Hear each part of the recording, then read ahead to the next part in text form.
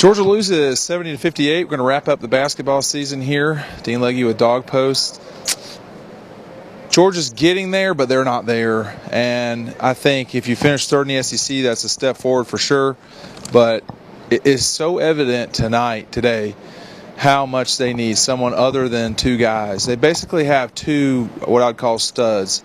And it caught up with them, and that's the reason why Georgia's not going to go to the NCAA tournament. They would have had to win this tournament. Another double-digit loss to Kentucky, two this season to them, double-digit loss to the Gators, double-digit loss to Tennessee.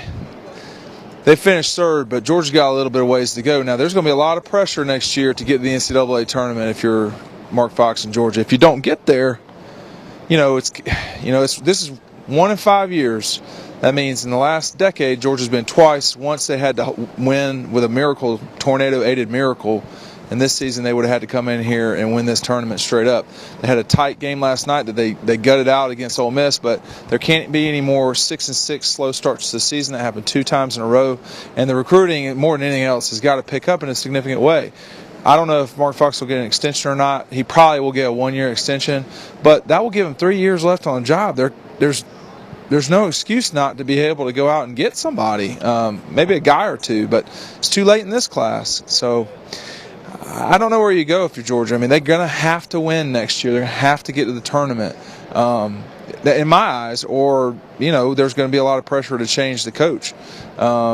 Whether that's right or wrong, I don't know. But, I think Georgia should go to the NCAA basketball tournament more than once every half decade. That's just not good enough. If the football team was going to Gator Bowl every year, people would be pulling their hair out.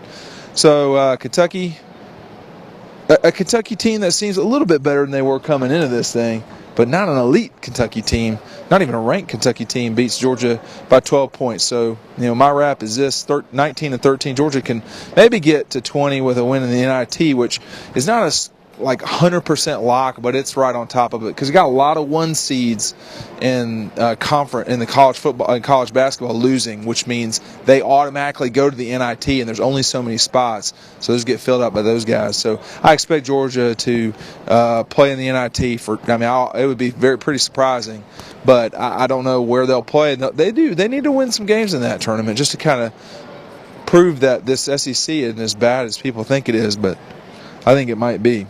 But next year the pressure's on now. There's this entire roster returns except number 15. Gonna need to get to the tournament. Okay, Dean Legge signing off from the Georgia Dome. This actually might be the last time the University of Georgia plays in the Georgia Dome, and this thing has really had some history with the University of Georgia. So maybe the last time. I know a lot of people watching this hope it didn't because they'd like to play in the SEC championships. But anyway, signing off from a soon-to-be-destroyed Georgia Dome, Dean Legge.